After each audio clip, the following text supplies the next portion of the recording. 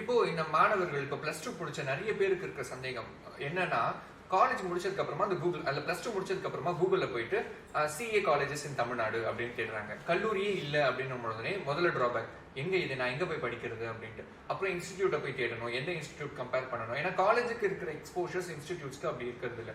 அப்போ மாணவர்களுக்கு ஆரம்பத்திலேயே ஒரு டிராபேக் மாதிரி ஃபீல் ஆகுது இந்த ஃபுல் டைம் காலேஜஸ் அப்படிங்கிறது இல்லாம. ஸோ அதை ரீப்ளேஸ் பண்றதுக்காக நம்ம இந்த என்எம்சி அப்படின்றது உருவாக்கணுமா? இல்லை, நம்ம ஒரு 18 வருஷத்துக்கு முன்னாடி ஒரு கல்வித்துறையில வந்து நம்ம கால் பதிக்கணும் அப்படின்னு நினைக்கும் பொழுது எந்த படிப்புகளுக்கான பயிற்சி நிறுவனமாவோ அல்லது வந்து ஒரு கல்லூரியை தொடங்கலாம் அப்படின்ட்டு ஒரு சில ஆராய்ச்சி பண்ணோம்.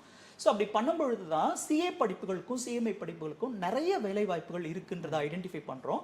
அடுத்ததாக வந்து இந்த படிப்புகளுக்கு இவ்வளோ ஆப்பர்ச்சுனிட்டி இருந்தும் நிறைய பேர் சேர்றது இல்லை.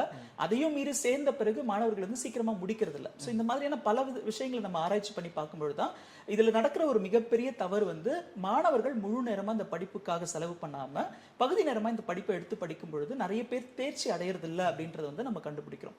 ஸோ அதனால நம்ம என்ன பண்றோம்னா, ஆரம்பிக்கப்பட்ட நாள் முதலே இந்த படிப்புகளை வந்து ஒரு முழு நேர கல்லூரி அப்படின்ற மாதிரி தான் ஆரம்பிச்சிருக்கோம்.